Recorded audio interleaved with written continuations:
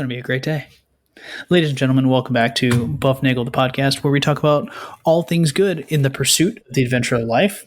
We are on, Rafe, part 3 today of your adventure in the Bufnagle Enterprise extravaganza to Europe. Well, no. It was the Bufnagle executive team. That's right, because I was excluded because my salary is, I think, negative for the podcast. You think it is? Well, I'll have to check to see. Well, if time is money, and I spend time doing this every single week, I'm losing out on something. Well, but the listeners aren't. There are, let's just say it this way, there are measures of utility outside of economic utility. Let's just say it that way. That's right. Okay. Truth, like beauty, brownie points and French cookies. Rafe points. Rafe points. All right. So, hey, thanks, listeners. We appreciate having you here. Because of you, we are a global top 10% podcast. You can reach us, as usual, at bufnagle@bufnagle.com. Remember, share the love, share the buff, give us a 5-star review, subscribe, hit the smiley stars, all those good things that you should do to help us. Tell a friend to listen, and you will get a free episode. Yes, Harry. A couple weeks ago, we discussed, in the last 2 episodes, we have discussed our visit to Florence and Duomo, the gigantic dome on the top of the first church of the Renaissance, Le Renaissance, and a train trip to Assisi and seeing all sorts of cool things there where St. Francis did his St. Francis thing. And then, so we returned to Florence on the train after Assisi, and then we hopped a flight the next day to Rome, and then changed planes and flew to Paris. So it was kind of an all-day thing. Once you take the little... You got to have a day of travel to kind of reset from one city to the other. Going from one city to another, immediately jumping into tourist activities and dinners and hotels and resorts and meeting the staff and doing behind the scenes. It's a little too much. There is a lot of... Let's just say it's a never end. The Buff's quest for excellence, Harry. It never ceases. It never ceases. It's a labor of love. And that's either up to the listeners to decide if we've achieved excellence or if it's just impossible.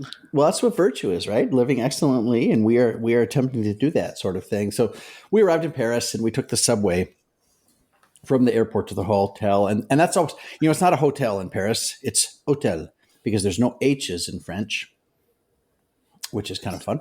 That's probably why they laugh and they go, Where'd you get that one? It's a really bad dad joke. That was great. All my jokes are dad jokes. So we had this little hotel off of Rue de Rivoli. I just called it Rivoli. And it's not ravioli. It's Rivoli. Okay. And it was one of the, so there's a little story about Rivoli, but we were near Rivoli. And just, so if you know what Paris looks like, it's this, well, it's a really big city, but there's a centerpiece in Paris, which is rounded by I guess you really can't, once you're inside the inside circle in Paris, it's very hard to get around in a car, but it's very good to get around in other ways, like subways and on a boat on the Seine, or in walking. Walking is good, but there's no like expressways. There's not an expressway that goes right past Notre Dame, which I think is probably a good thing because it keeps that really high speed traffic out. And if you're going to go in, you're going in for the Paris experience. And our hotel, Rue de Rivoli, goes kind of, it's north of the river, okay? And it's not far from the Louvre, and it's not far from Notre Dame. And it was this little hotel. It was Grand Hotel de Champagne. Okay, I don't even know. Is that the right way to say champagne? Is it de Champagne? De Champagne? Ask the guys out in Illinois. How do you pronounce the word champagne? Yeah, the same way they pronounce Des Moines. Yeah. So we had this. It was a small hotel, and a lot of these places there are rebuilt into buildings that are old. So this was a quaint old building, maybe 15 rooms in the hotel. It was about half a mile east of the Louvre, like I said, and a little bit north of the river. The rooms were not elaborate. These were kind of like if you took an old house and kind of cobbled it up into a bed and breakfast in a hotel. So there were the rooms. It was not elaborate. It was not a Motel 6 by any stretch. I mean, it was a classy enough joint. Downstairs, a little reception desk and a place you can eat.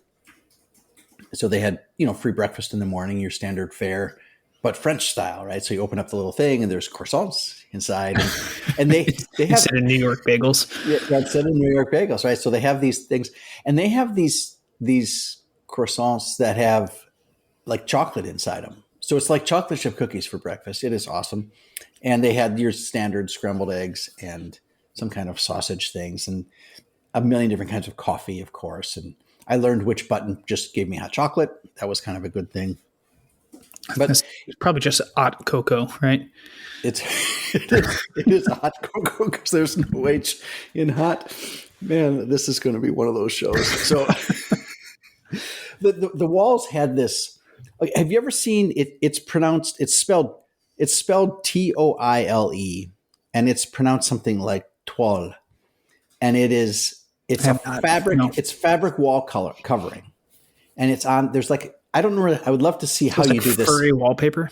No, not furry wall. Well, it's not. It's like twill. It's like a twill fabric, but typically it's light, kind of an off-white color, and it'll have stitched in it like beautiful scenes. So it'd be like a pastoral thing, like a little farmhouse and some ducks and people feeding the chickens and slaughtering hogs and things like that. So it's kind of pastoral in its layout, but ours was red and white. So red embroidery on the white fabric, and all the walls in the hotel room were this stuff, and there's a padding behind it. So if you lean against it, it doesn't feel like drywall. It feels like it feels like a kind of a thin chair cushion on the wall. Nice. They were quite literally padded walls. Okay. Yep. Which was kind of fun. And so that was, it made for a very quiet room because it has a lot of absorption of sound. And like I said, everything was retrofitted to the 1800s. Now, when you look at, if you do like pictures of downtown Paris, you see these buildings, all these beautiful buildings in kind of a tan stone color, and lots of rows of windows, nice even rows and columns of windows in 4 to 5 stories. And they typically have these roofs on them that go at this slight angle. It's not like a standard pitched roof. It's a very steep angle on the sides, and typically dormer windows that, on that last bit of roof. And that's called a mansard roof, named after Mr. Mansard, who said, "Hey, I kind of like that roof." And so he took the name.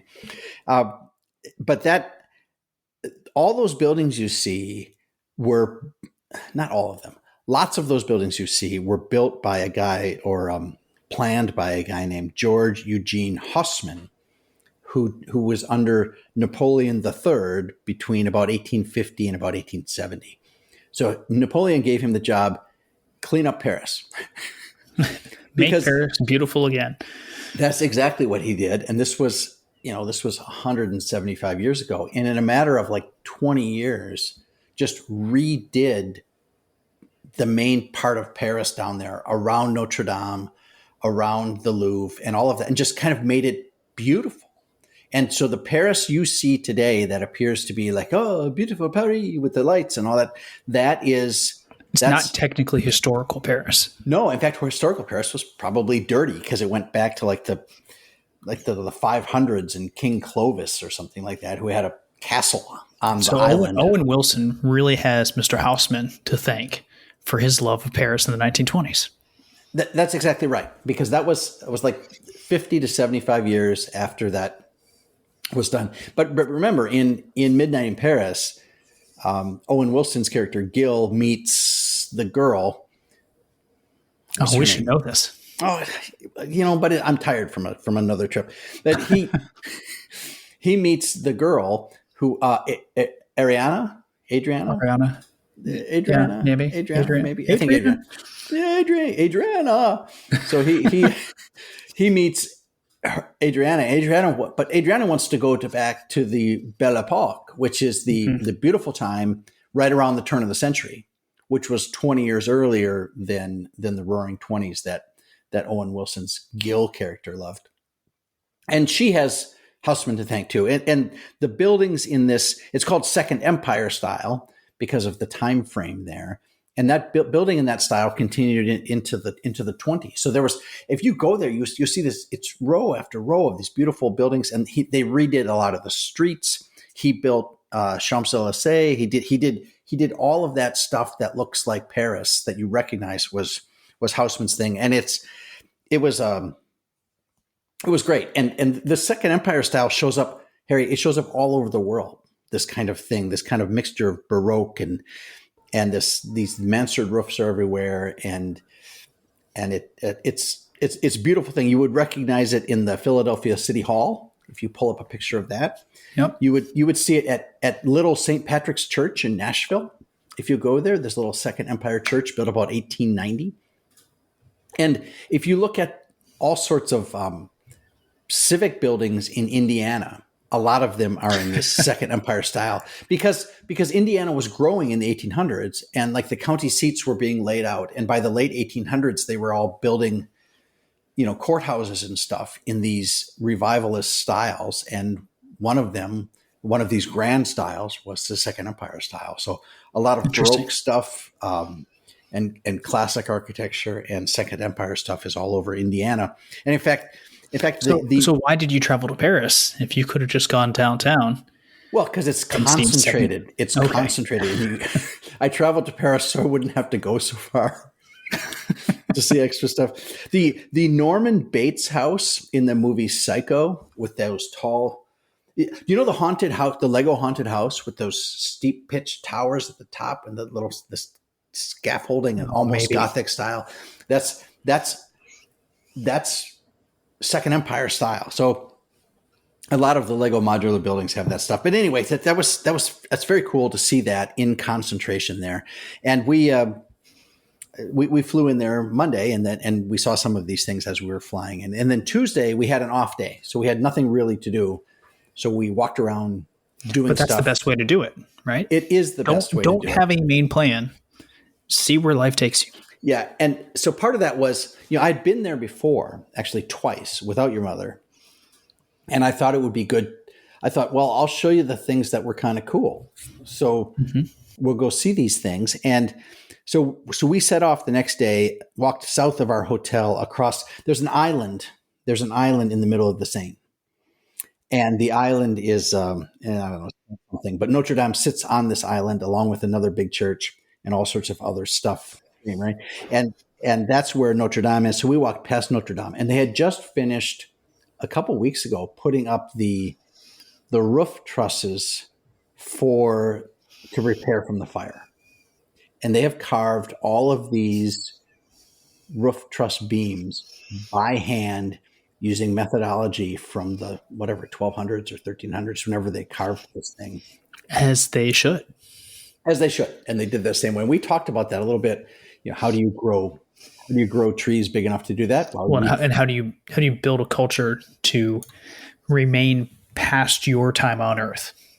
Right. How do you build it so they will keep coming and doing what you did? And that requires, I guess, because I've been reading a lot about that too lately, and that requires a real faith in like eternal kinds of truths. Like you're trusting that things will stay enough the same so that your grandkids and great grandkids will carry on what you have done. So anyway, at Notre Dame, they have completed those roof trusses, and then putting up the stuff between the beams will come next. But it's a really well done construction site. You can go there and there's all sorts of old pictures and diagrams and drawings, and this is what you're seeing going up here, and here's how we're going to do this, and here's the timeline. And I have to say, I was very impressed. Right after the fire, there was a lot of questions. What are they going to do? How are they going to rebuild it? What should it look like? And there was a lot of concern that it would go off the rails, and they were going to put like a glass roof in there or put a parking garage on top or whatever. I think they're doing a great job. Convenience. Yeah. Well, from what I've seen, it looks great. So it was very impressive. And we made our way to Eglise Saint Etienne du Mont de Paris, which is the Church of St. Stephen of the Hill in Paris. So if you go south of the Seine, you will find this church. and it sits near the Pantheon, which is like this one big fancy building, and it's very near the University of Paris, where all sorts of wonderful things have happened over time. They did lots of famous research and stuff there, and that holds a. There was a church originally built with a shrine to Saint Genevieve, who was an old saint back in the day. Hold on, let me find it here. Which, for the listeners out there, if you're looking for baby girl names, excellent. Genevieve, yes, Genevieve. Okay, so Genevieve was this saint in the 5th and 6th century, and she is attributed with saving Paris from Attila the Hun by encouraging people not to flee. So stay in your homes, don't run away, stay, repent, fast, and pray. And Attila the Hun got near Paris and was like, screw this. I'm going back home to wherever he left Paris alone, and she became this hero, and she was venerated for a long time. And she has a shrine at this church of Saint Stephen, Saint Etienne de Mont de Paris. And it's interesting because here's what the placard said, and this is reasonably long, but it's got great history in it. King Clovis, who died in December 511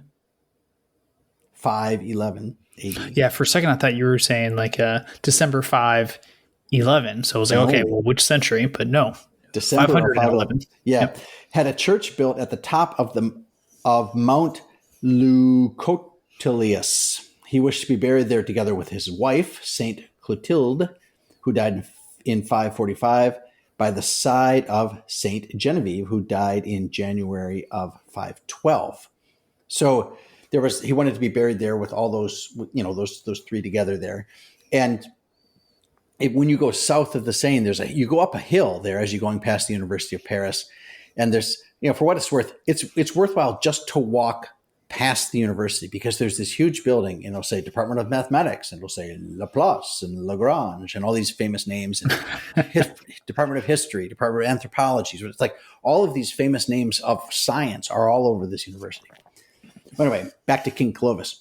The canons of the Augustinian orders were appointed to maintain the church, which was founded as an abbey. Soon the fame and devotion surrounding the shrine of Saint Genevieve contributed to the naming of the mount as Montague Saint Genevieve, which is the Mount of Saint Genevieve.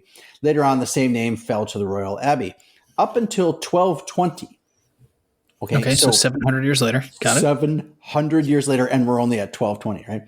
The menials and peasants living on the abbey ground used to attend holy services in the crypt of the abbey church. And from the 7th century on, Genevieve's body had been lying in a magnificent shrine in the upper church.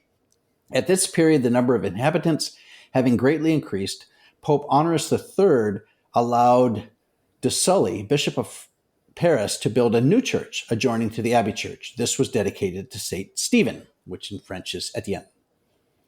By the end of the 15th century, 300 years later, this church having grown too small, the present church was built between 1492 and 1626.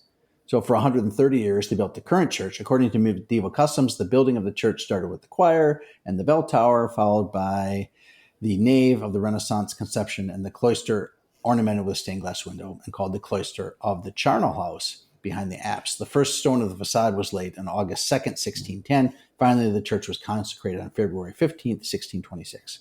Okay, now, this paragraph to me is just a horrifying paragraph.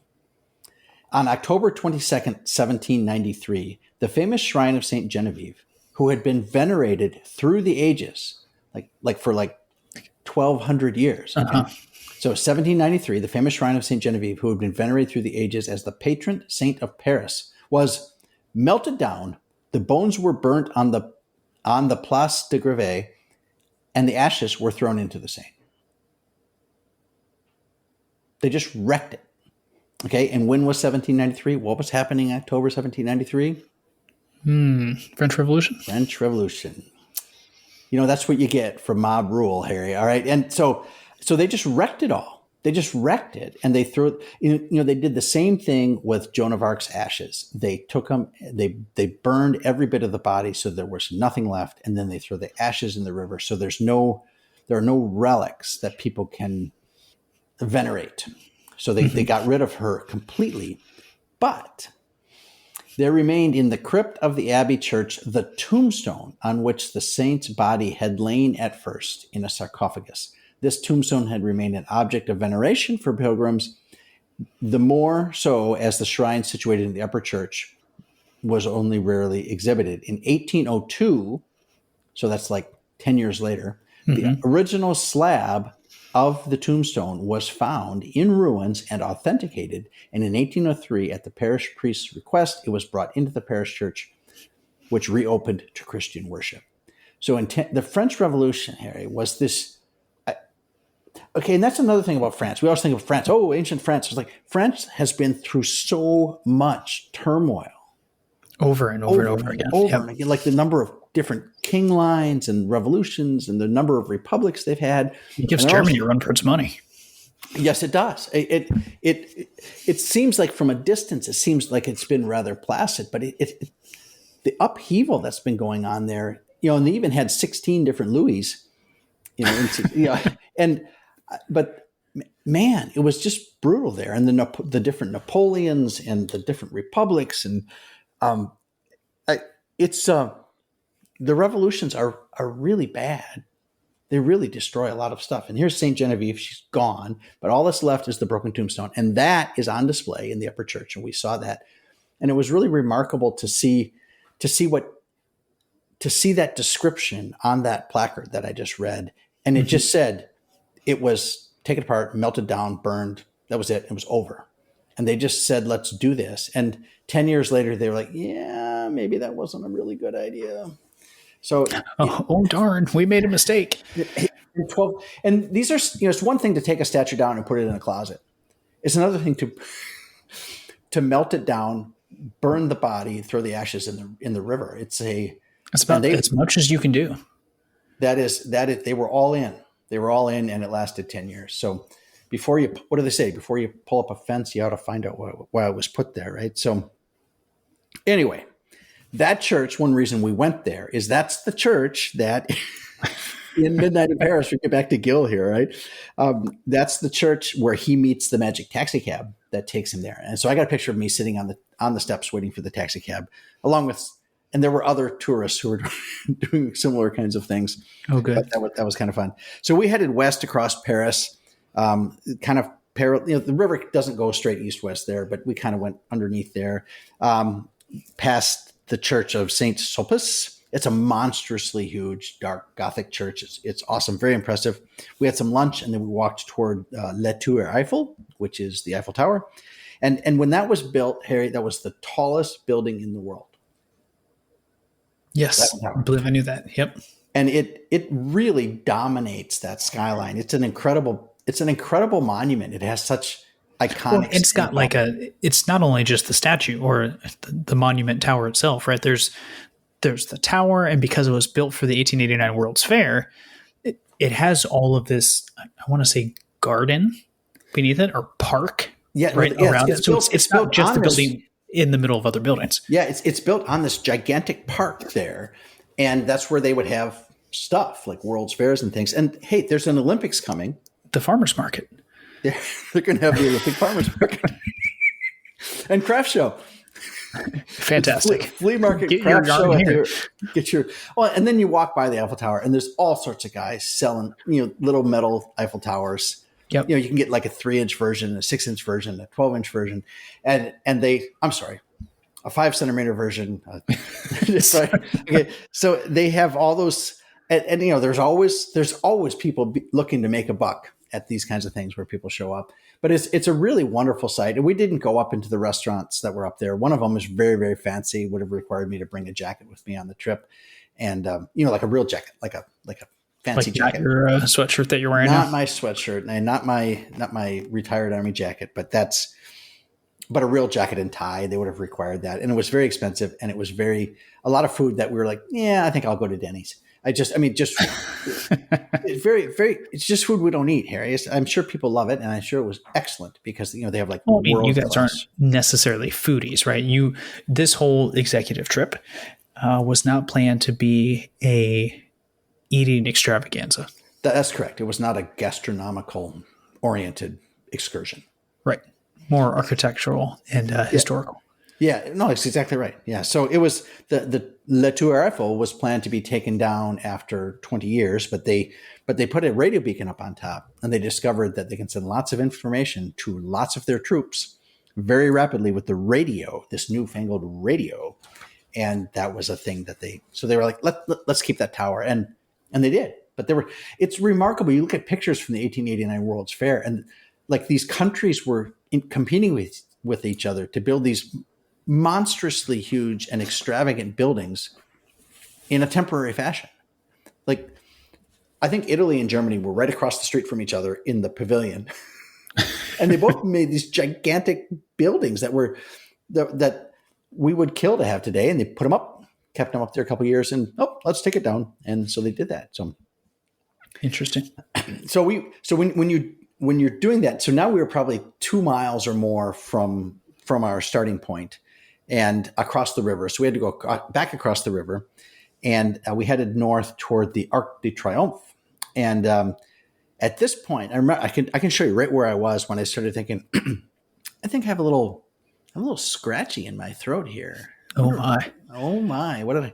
So it was. The trip takes a turn. Spoiler: I got COVID-24. At least that's what I'm calling it. I got this cough, and it's kind of a sore throat, but mostly just a cough. But it was a nasty cough, and it was like, it sounded like death, and it was bad all around. But anyway, I discovered that right after we crossed the river. I was like, dead yet? Yeah, not dead yet. So this Arc de Triomphe is a monument to France's military triumphs. That's what it was, and so they put that there as part of the beautification. We are triumphant. We are triumphant. And there's lists of like all of these places that France conquered. And a lot of them have been unconquered since then. But that's a discussion for another day. So there's all these places that have been, all these things that they did. Louisiana's on there somewhere. Yeah. Yeah, probably. And it's a really big thing. And it's in the middle of this monstrous traffic circle. It's a traffic circle that has 12 different roads coming into it. Like every 30 degrees around the circle, there's a road coming in or out. And the traffic circle itself, I think, is 6 lanes wide. Sounds awful. Yeah. So I've been in some of these big traffic circles in Kosovo. Oh, they had big ones there? Well, yeah, there's a couple of them. No lanes. Oh, nice. Fend for yourself. Get in front of people. Honk your way through. You go approximately 3 miles an hour the whole way around. Oh, really? And if you could fix it, what's really strange to me is in Europe, and I'm not sure if this is true in France, because I'm sure you didn't drive around. That's correct. Around the Arc. But in Kosovo, they yield to incoming traffic. Oh, no. Oh, yeah. They yield to incoming traffic. So therefore, everyone entering the traffic circle has right of way. So the people getting already inside the traffic circle cannot get out. Well, it's a horrendous experience. On the subway, the idea is to yield to people getting off the train. And once they're off, then you can get in. So it seems to me like it could just jam up to complete gridlock. Yep. And that's what happens? 100%. Yeah. Well, we have some traffic circles here in warm and cheerful Westfield, Indiana. And some of them are 2 lanes, which tends to freak people out a little bit. But the general principle for the traffic circle is look to your left when you're coming into the traffic circle. Look to the left, and if there's somebody coming, don't go. That's it. Yeah. And then once you're in the traffic circle, you keep going until you find a way to escape. Yeah, or until your wife yells at you and says, "No, we need to get the kids home for lunch." Yes. I have been known to make multiple laps on the traffic circle. Anyway, so okay. Okay, but one of the roads that comes out of the traffic circle surrounding Arc de Triomphe is the famous Avenue des Champs-Elysees. And Champs-Elysees is French for Elysian Fields, which are the final resting place of Greek mythical heroes. And it's this boulevard that's like just about 2 kilometers long, and it's 70 meters wide. You can put almost a whole football field sideways across this avenue. So it's got And then you could have lots of them. You could have like a tournament, like they stack up a whole bunch of fields, and you could play a whole bunch of round robin games and stuff. So you could, it wouldn't surprise me if they did that sort of thing. But in the Tour de France, they go around when they end. They go around the traffic circle. Well, not all the way around. They come through it, and then they go down, and it's downhill. Not really steep, but enough downhill that they really get clicking, and they go down Champs-Elysees toward the finish line. And it's the most beautiful avenue in the world. There's no question about it. It is absolutely gorgeous, tree lined on both sides, beautiful buildings on both sides, high end restaurants, high end shops. I'm not much for high end stuff, but Gucci's there and Rolex is there, and all these just all of these high end things. It is the place to be. Is Champs-Elysees, and it's a glorious place to be. It's just so full of beauty. It's incredible. And when you're walking, it's like walking, and people were out all over the place. It was a January day, and it was probably 40 degrees. So it was a little bit chilly, but the sun was out. It was absolutely wonderful. And in the summer, that place is, I'm sure it's packed. It's packed. It's a beautiful place to be. So if you get a chance to go walk that, you should walk it at least once. So it turns out when we were walking to Arc de Triomphe, we went through, and I thought this was kind of interesting. We went through this area that had all sorts of we love the Americans kind of thing. It had a Thomas Jefferson Square, a monument to American volunteers, an avenue of President Wilson, an avenue of President FDR, and even a Place des États-Unis. So that's the United States. It had its own park area. We've got our own plaza. We got our own plaza. And we stopped right before we went walking down Champs-Elysees. It was late in the afternoon. I had to have a drink because my throat was starting to hurt. We had a little piece of key lime pie at the Sir Winston Churchill pub, which was right there in the heart of France land. We had a little tribute to Winston Churchill.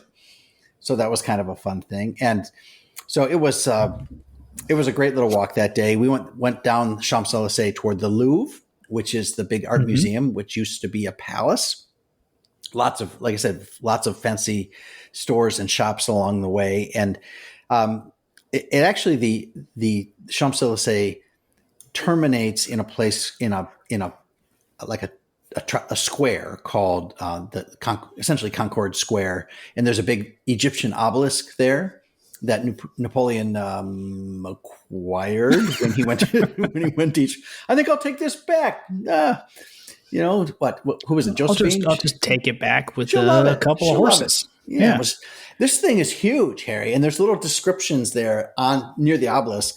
Not talking about how great the obelisk is, but talking about how great the French were in figuring out how to get the obelisk down in Egypt, and then over to France, and then back up. But it's a very impressive thing, and it's unfortunate that it's not still in Egypt. But you know what? That's a topic for a different day. So it was there, and then there's a garden. Okay, so you go down Champs-Elysees, down the avenue. It terminates there at Concorde Square, essentially, and then it goes into the garden. Jardin des Tuileries, which is the Tuileries Garden. And this was in 1564. Okay. Queen Catherine de' Medici. Okay, so this is a tie back to Florence because the Medicis ran Florence. And Catherine de' Medici, she was one of the Medicis, but she was now queen of France in 1564. So the Italians have invaded the French. Got it. Yeah, but that's okay because Napoleon was emperor of France and king of Italy at the same time. It's like president and CEO and operating officer, and it's like what we do here at the Buff. It's like we all have multiple jobs. All right, these gardens are gorgeous, like trees and sculptures and a big pond where there were ducks trying to break through the ice to try to swim, and people's lounging in front of the duck pond in 30-degree weather, just because it was beautiful to be there and the sun was out and people were like, "This is awesome." Mm-hmm. And you can walk through there, and everything at night, everything gets lit up with it's the city of lights, pretty lights. Oh, it was absolutely gorgeous. So we walked through the gardens, past the Louvre, and then back to our hotel. And that had been a very long day. The next day, rainy and cold. My throat tickle had turned into, like I said, into full-fledged COVID-24. But I got some throat lozenges, as Mike Mosher would say. And we took the train to Versailles, which used to be the palace, and it's outside of France. It's a little southwest of the city, and that is a place. If you want to see, I guess the word is opulence. It was ornate and opulent and beautiful. But to me, it was interesting, and it might have been my mood. It might have been that it was cold in there. It was rainy. We didn't get a chance to see the gardens, but it felt. I thought cold and forced. Okay, almost like the architects were like, we got to make more beautiful stuff. Can we just, you know what I'm going to do? Copy and paste. That's what they did. They copied and pasted room after room after room after room after room. It was like, oh, you know what I'll do? I'll paint this one orange, and this one will be blue, and this one will be red, and this one will be, so they did that kind of thing. But it was, and I don't want to take anything away from it. It was gorgeous. Lots of gold leaf everywhere, gigantic rooms, fireplaces, and everyone, but a lot of repeats, because they built it very quickly. And I think they were just exhausted trying to come up with new and beautiful things. So we did the Versailles thing. We had lunch there at Versailles, and then we took the train back to the hotel. And I napped the rest of the afternoon. And the next day we went to the Louvre. But man, I couldn't get out of bed. We had like a 9:00 appointment. You have to schedule your entrance. Yep. But since it was January, there were no lines. You should always go to places when nobody else wants to go there, because then you have to deal with the crowds. That way, at least if you're miserable, there's no one else around. Yeah, they didn't kick me out. I was afraid they're going to not let me in. I thought they were going to like scan me, look at my temperature. I don't know, but the lozenges worked pretty well. We saw the Mona Lisa, and we saw some other I don't know how you do the Louvre. I did it before. I was by myself, and I walked every hallway, and I tried to see everything. But there's it's just incredible how much stuff there is. Just absolutely stunning how much stuff there is. And you can look at that you could go every day for a month and not come close to seeing everything. I think the whole thing is, like, if you're looking at artwork in general, good artwork will tell a story through the artwork, right? The same way that any good book or any good movie reflects reality and reflects truth. So, and that's why you're not going to see these artists who just drizzle paint onto a canvas and then everyone claps and applauds. That's, Yeah, well, see, you're right. It should either, tell a story, reveal a truth, tell me something that I can't, that I cannot express in words. That's exactly right. So it's the Louvre it is one of the golden treasures of the age. And I'm sure some of those things belong in other museums around the world, but for a couple dollars, you can go into the Louvre and you could see the greatness of man fulfilling his natures. Imago Dei. I think it just was phenomenal. I could have spent, like I said, a month in there, but we didn't, because I was kind of sick. So busy spreading the plague across Europe. Yes, so the COVID-24. So, and then we flew home the next day. We left about, I don't know, sometime 11 out of Paris, and got to JFK at some other time in the evening. Sat around for a while waiting for that plane to get fixed, and then we flew here to Bufnagle Global Headquarters in the early evening. So it was like 10 days total. It was at Florence, Assisi, then Paris. And there's so many things I want to go see, like other things in France. And we didn't get a chance to go see where, Joan of Arc stuff, where she did her her things. We didn't get to go up to Normandy. We didn't go see. How many things are there? Like we did all but European history in general. You can spend decades and centuries looking through it all. Well, anywhere in history you can do that. You can do that in Philadelphia. You can do that here in Indiana. You can find the history. It takes time to read these things, and they're interesting. It may not be interesting globally here in Indiana, but it's interesting in the sense of how the people here interact with people elsewhere.